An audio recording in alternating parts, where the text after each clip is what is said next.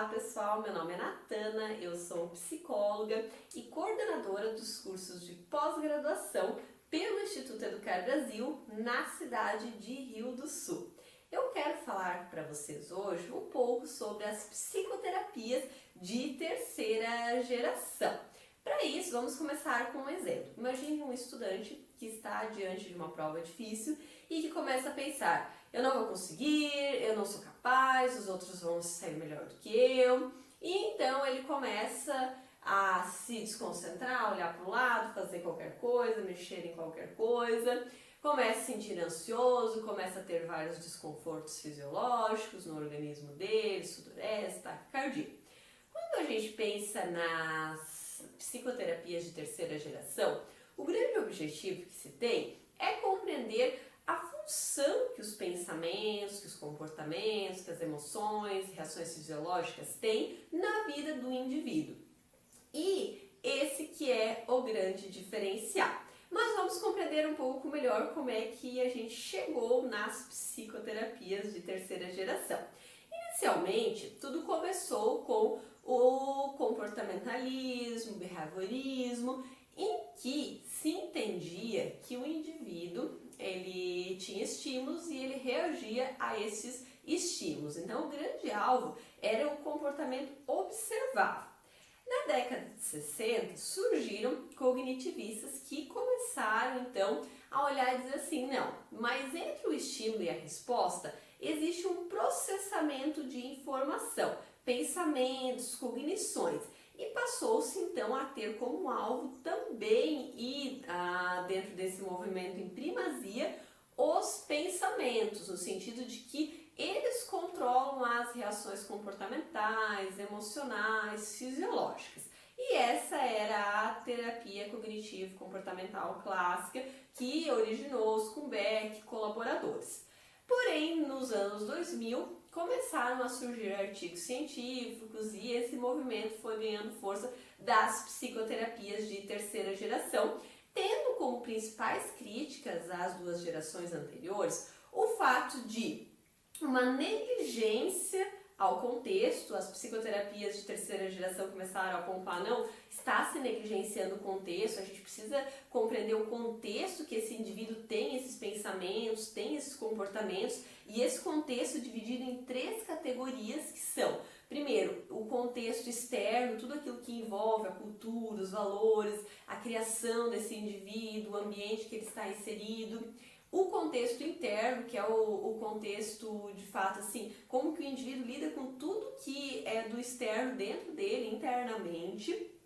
E o contexto ainda da relação terapêutica, como que é a relação desse indivíduo no consultório do psicólogo, como que é essa interação de indivíduos diferentes que tem cada um o seu próprio contexto.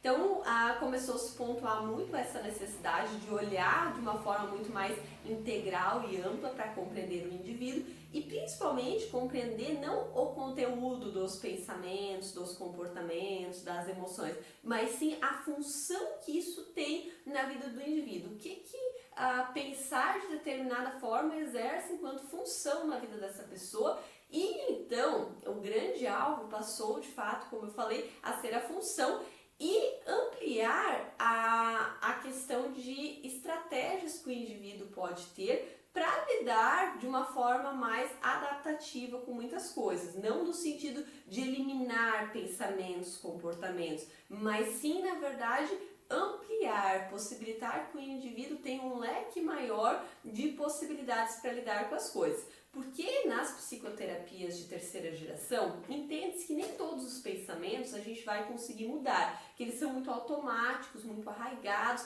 e que eles fazem muito sentido dentro de determinados contextos. A grande questão, na verdade, é o indivíduo desenvolver consciência disso e então, a partir dessa consciência, ele conseguir desenvolver um distanciamento desses pensamentos. E com relação aos comportamentos, não é eliminar determinados comportamentos do indivíduo, mas muitas vezes dar mais possibilidades de estratégia, de comportamentos para que esse indivíduo tenha na hora que ele se deparar com determinadas situações.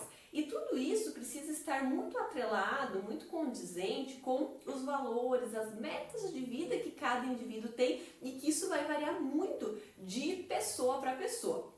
Então, dentro das psicoterapias de terceira geração, de modo geral, o grande foco é a função que toda essa gama de pensamentos, de comportamentos, de reações exerce em cada indivíduo, que é único, que está em um contexto único e que é muito importante que então os profissionais tenham um olhar muito mais amplo para tudo isso.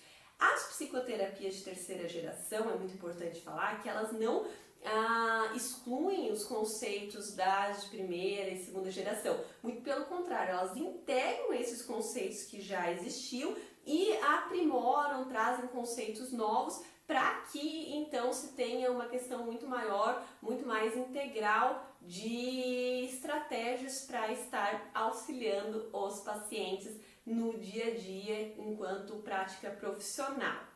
Dentro das psicoterapias de terceira geração também é importante falar que tem várias linhas. Cada linha tende a focar num contexto desses três que eu falei anteriormente de uma maneira mais específica, mas todas elas trabalham de uma forma muito integrada. Gente, era isso que eu gostaria de falar para vocês. Qualquer dúvida que vocês tiverem, entre em contato com a gente e aproveitem para realizar as matrículas na pós em psicoterapias de terceira geração, que está prevista para iniciar em março na cidade de Rio do Sul. Contem com a gente. Um abraço e até mais!